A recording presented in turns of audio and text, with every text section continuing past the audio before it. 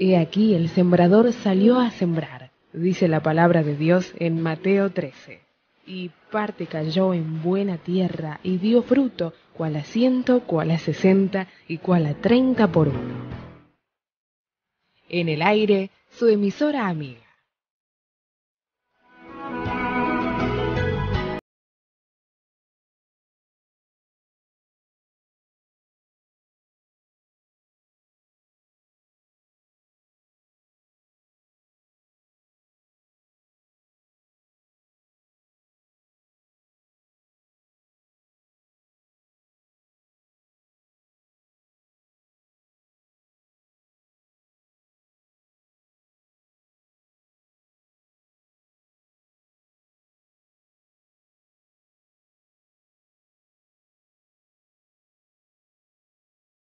Muchas gracias, gracias por acompañarnos una vez más.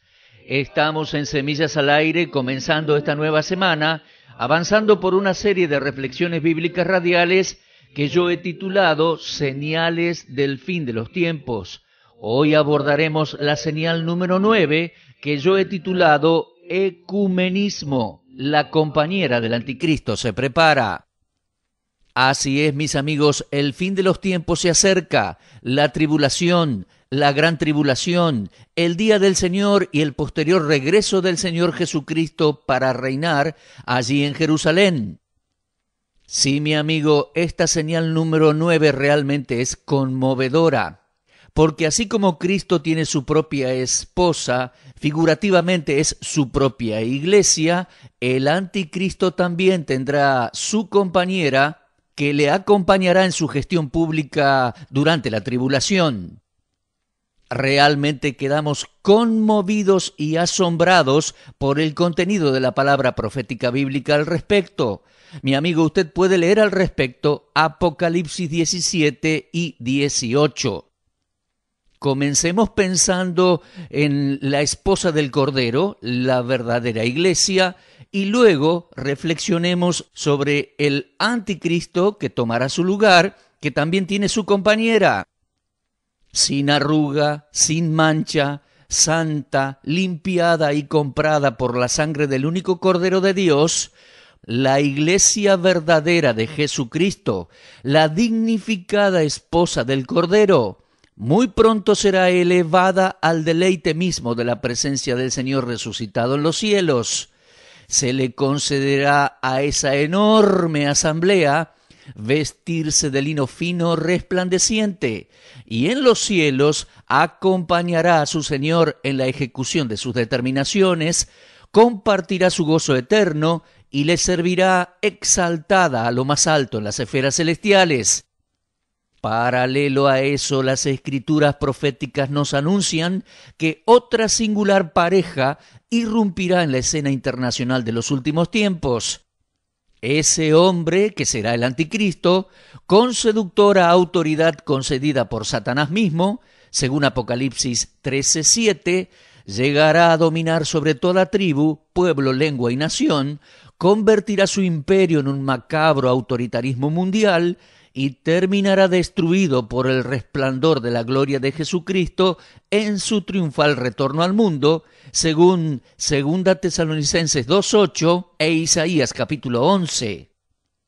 Ahora bien, ella, su compañera, se la presenta proféticamente como ebria, corrupta, en prostitución espiritual, se sentará como reina sobre los pueblos, muchedumbres y naciones, según Apocalipsis 17:1 y también versículo 15 y Apocalipsis 18:7, pero ella llegará a ser aborrecida por los mismos que la habrán encumbrado, según Apocalipsis 17:16, y terminará destruida violentamente tan solo en un día.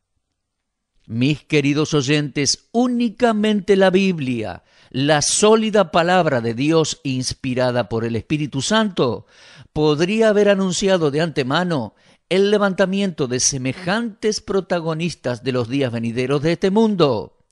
Solo la revelación de Jesucristo, que Dios le dio para hacer saber a sus siervos las cosas que deben suceder pronto, según Apocalipsis 1:1, solo esa revelación podría describirlos con tanta claridad y crudeza. Solo el Altísimo Dios podría decretar, anunciar y ejecutar su justo juicio sobre ellos, según Apocalipsis 18:8. Así es, mis amigos, el tiempo del fin se acerca. Esa macabra pareja se prepara, el anticristo y su compañera. Dios ha anunciado su levantamiento. Dios les describe proféticamente, pero también Dios ha anunciado y prepara su justo juicio sobre ellos. Bueno, mis oyentes, vamos a considerar a la luz de la palabra profética bíblica el misterio de esa mujer y de la bestia que la trae. Casi culminando un asombroso despliegue profético que comenzará en el libro de Daniel, el capítulo 17 de Apocalipsis describe abundantemente cómo aquel perverso anticristo, disfrazado de piedad, recibirá y ejercerá el dominio del mundo entero, secundado por una indigna compañera de su misma calaña. En la visión profética del capítulo 17, ella lo domina, se sienta sobre él, eso leemos en el versículo 3, pero al mismo tiempo él la trae, eso lo leemos en Apocalipsis 17:7.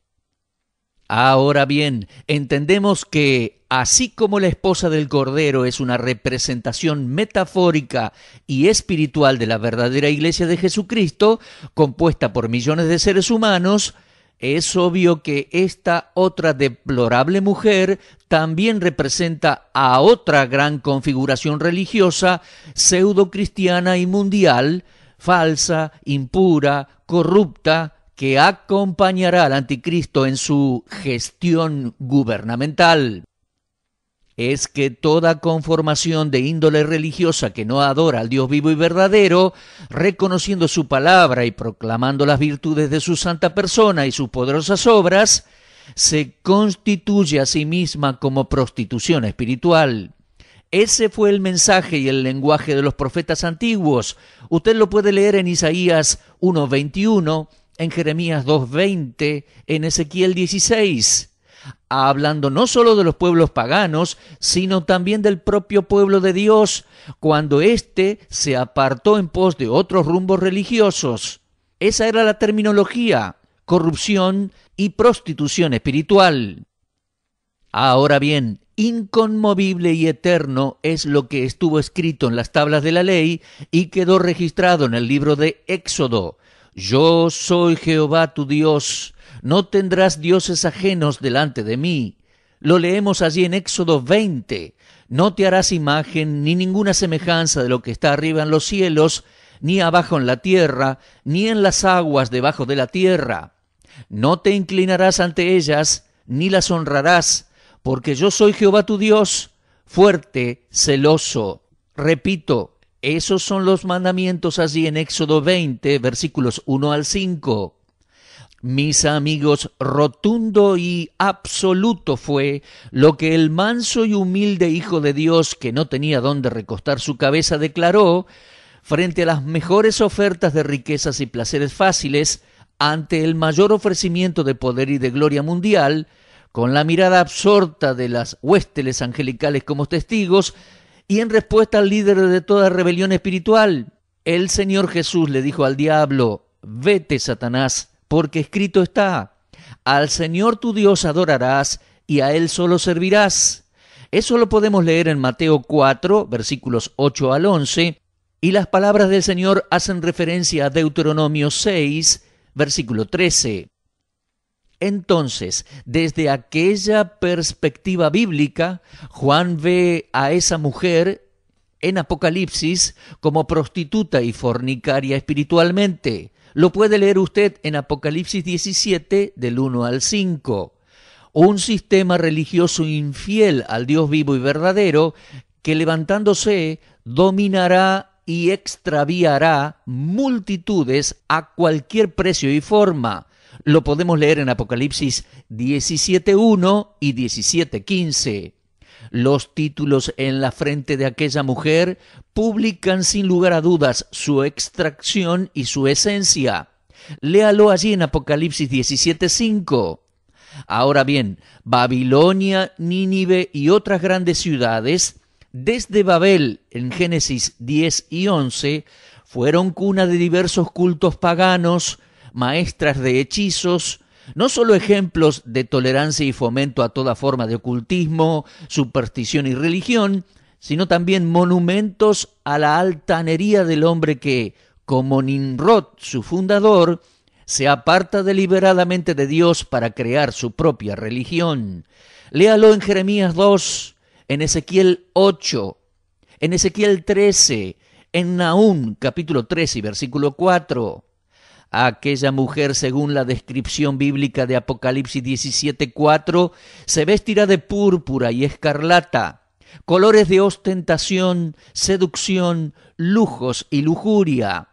Además, según vemos ahí en Apocalipsis 17, esa mujer se adorna de joyas y riquezas impresionantes de sospechosa procedencia. En el versículo 6 del capítulo 17 se la ve ebria, pero de sangre.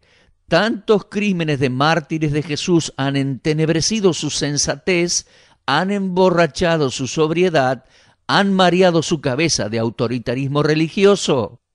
Alardea e invita de su copa, mientras el Espíritu Santo de Dios descubre y publica que el cáliz de oro que lleva en su mano está lleno de abominaciones y de la inmundicia de su fornicación. Fornicación espiritual, por supuesto. Usted lo puede leer allí, Apocalipsis 17, versículos 3 y 4.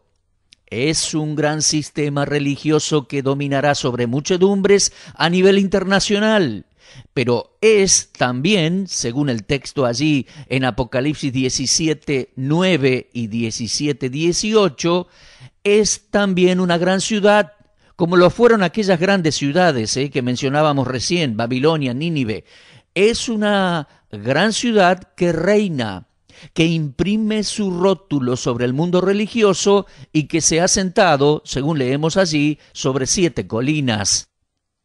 En síntesis, mis amigos, no hay dudas de que la visión de Juan en el Apocalipsis tiene sus raíces en Babel y Babilonia, y que la descripción de la mujer y su despliegue tienen sus comienzos allá en los días en que Juan recibe y escribe el Apocalipsis, allá en el año 96, hace poco más de 19 siglos.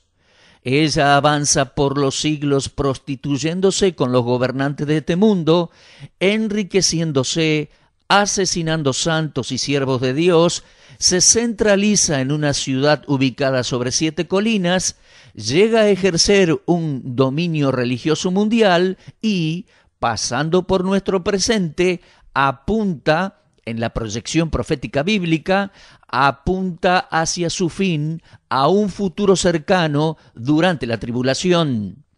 Su apogeo, sentándose como reina sobre las multitudes, será en el tiempo cuando aquellos 10 poderosos reyes del mundo le entreguen el poder a su compañero, el anticristo. Pero dice allí Apocalipsis 17, versículos 12 al 16, que esos 10 señores se hartarán de ella, la aborrecerán y la destruirán en un día. Y finalmente ellos pelearán contra el Cordero en su regreso al mundo, y el Cordero los vencerá. Lo podemos leer allí en Apocalipsis 17, 12 al 16 y Apocalipsis 18, 8. Mis amigos, si el fin de los tiempos se acerca, esa ostentosa dama anunciada por el Apocalipsis no podría hoy pasar desapercibida a nivel mundial. En el día de hoy ya se tendría que estar aprestando para su mejor momento, para su mayor protagonismo, ¿no le parece? Ahora bien, mis amigos, cuando Juan vio la visión profética de esta mujer y escribió el Apocalipsis, quedó realmente asombrado, con gran asombro. Ahora bien, observando la historia y la proyección profética de esta profecía, el asombro es nuestro. Así que hagamos un poquito de historia y de enfoque hacia el presente y hacia el futuro de esta profecía bíblica. La Iglesia de Cristo comenzó en Jerusalén proclamando en forma sencilla y contundente que aquel que los gobernantes y autoridades judías habían crucificado, Dios había resucitado y le había hecho Señor y Cristo. Usted lo puede leer en Hechos 2:36 y capítulo 3, versículo 15. Anunciando perdón de pecados y vida eterna en su nombre, aquellos hombres se extendieron por todo lugar y fueron llamados cristianos por primera vez tempranamente en Antioquía. Lo leemos en Hechos 12:26.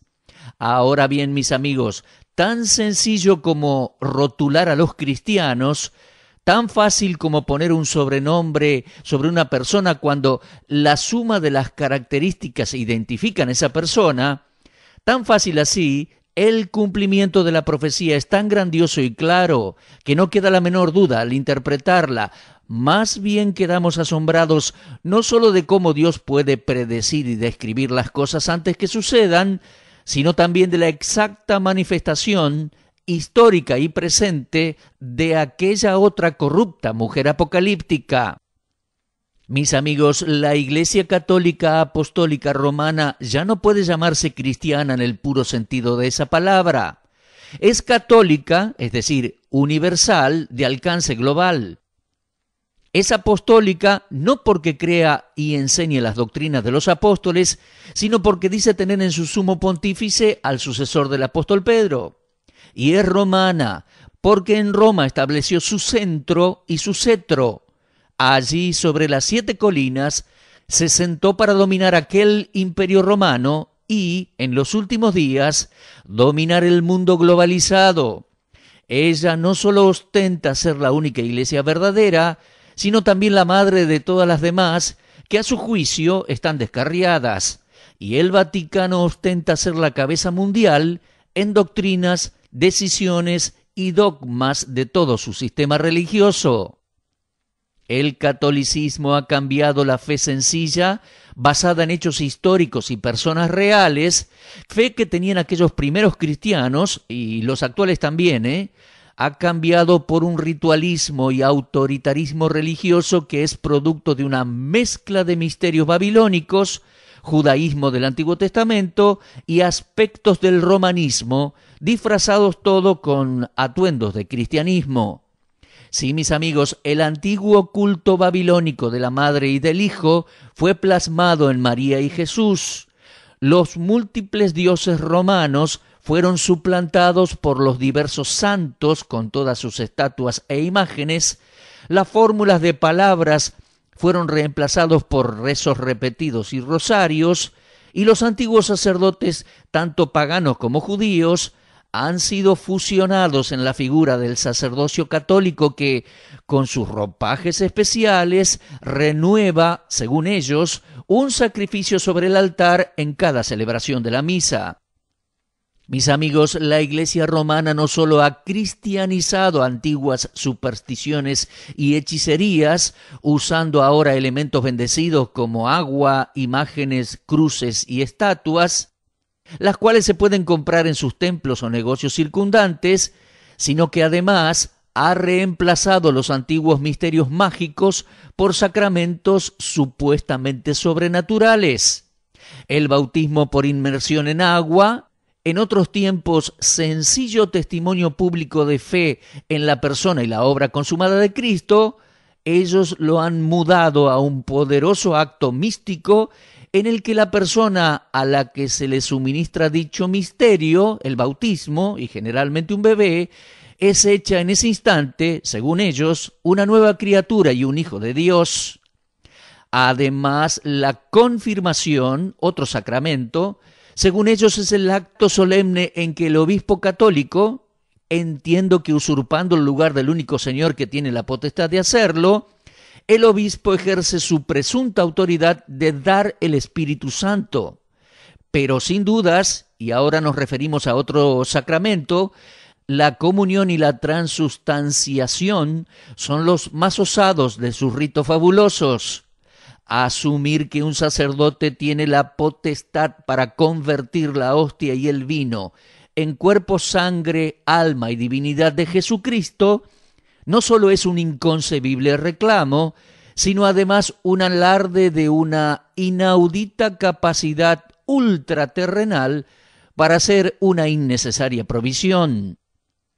Grave es esto, mis amigos, despreciar el sacrificio en la cruz del único Cordero de Dios, sacrificado por nuestros pecados una vez y para siempre, para sustituirlo por un trocito de pan supuestamente transformado. No solo es un abominable reemplazo, sino también un trágico fraude para cualquiera que busca sinceramente el perdón de sus pecados. Ahora bien, desde los tiempos del Nuevo Testamento y por siempre, las iglesias de Cristo han sido autónomas en cada localidad, pastoreadas por ancianos y pastores del propio lugar, teniendo a Cristo como su cabeza absoluta y a la Biblia como la palabra de Dios. No obstante, el Papa Católico se eleva como máxima autoridad mundial de su sistema religioso, infalible, según ellos, en sus declaraciones oficiales y asumiendo los calificativos de Santo Padre, Vicario de Cristo y su santidad, se eleva a un pedestal donde llega al extremo de suplantar a la eterna Trinidad sobre la faz de la tierra. Mis amigos, semejantes pretensiones, pese a lo arrogantes e inconcebibles que son, se han mantenido por siglos y se han instalado con fuerza inusitada y presencia incuestionada en el mundo de nuestros días. A semejanza de los césares romanos, que además de ser emperadores ostentaban el título de sumos sacerdotes del imperio, imprimían sus caras en las monedas y se hacían llamar Señor y Dios, el Papa agiganta cada vez más su figura de sumo pontífice, el Vaticano ensancha su poder económico y su influencia política mundial, dejándonos la impresión de que resta poco camino por recorrer para que el anticristo, la bestia que la trae, controle con su marca la economía mundial y se presente como Dios para el mundo entero. A todo esto, alfombras, tapices, sotanas, capas, fajas, gorros, en variedades de púrpuras, escarlatas y rojos aterciopelados, visten a estos religiosos a sus altares, sus basílicas y sus sedes, tal como la profecía bíblica lo describía de antemano. Sumado a esto, incalculables riquezas en joyas, coronas, crucifijos, copas de oro con incrustaciones de perlas, diamantes y otras piedras preciosas, gran parte de ellas acumuladas a partir de las ventas de indulgencias para la salvación de almas y en la confiscación de los bienes de aquellos que morían en las hogueras de la Inquisición, tesoros que hoy se guardan en Lourdes, en Francia, el Vaticano y diversas catedrales del mundo. Bueno, todo esto va adornando inescrupulosamente a esta dama profética. Tales atuendos y semejante ornamentación jamás fue exhibida, excepto por esta señora. Abundante número de historiadores nos relatan el accionar de decenas de papas perversos y asesinos, responsables de millones de crímenes atroces contra aquellos que no se sometían a las doctrinas de la Santa Iglesia. Los cristianos fueron quemados de a miles en hogueras públicas, y por toda Europa y aún Latinoamérica, como en Lima y Bogotá, hay museos que atestiguan de las horrendas torturas, los deplorables encarcelamientos y las masacres increíbles que impunemente el catolicismo romano llevó a cabo. En forma espeluznante y aterradora, libros y libros describen ampliamente lo que la profecía anticipaba en términos tan sencillos al decir: vi a la mujer ebria de la sangre de los santos y de la sangre de los mártires de Jesús. ¿Cabe acaso duda alguna de tan imponente y espantoso cumplimiento de la profecía del Apocalipsis? Gran imperio religioso, gran ciudad sobre 7 colinas, su sede central es también el más particular de los territorios en el mundo.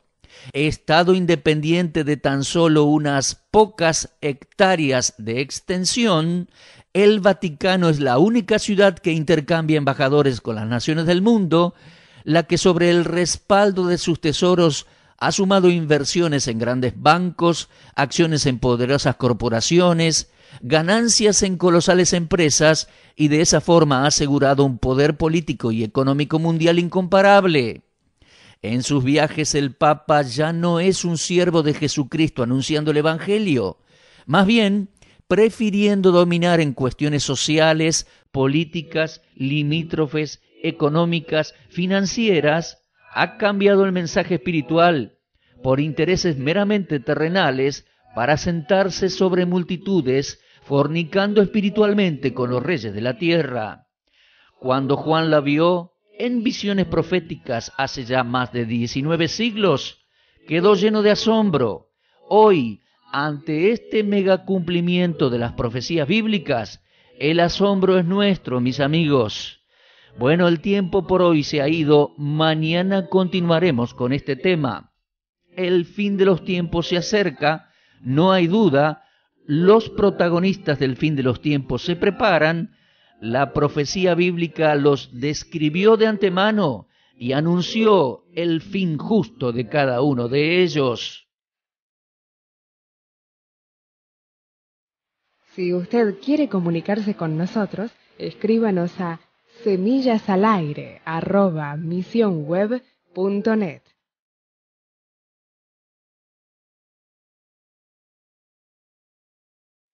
Muchas gracias y será, según la buena gracia de Dios, hasta nuestro próximo programa.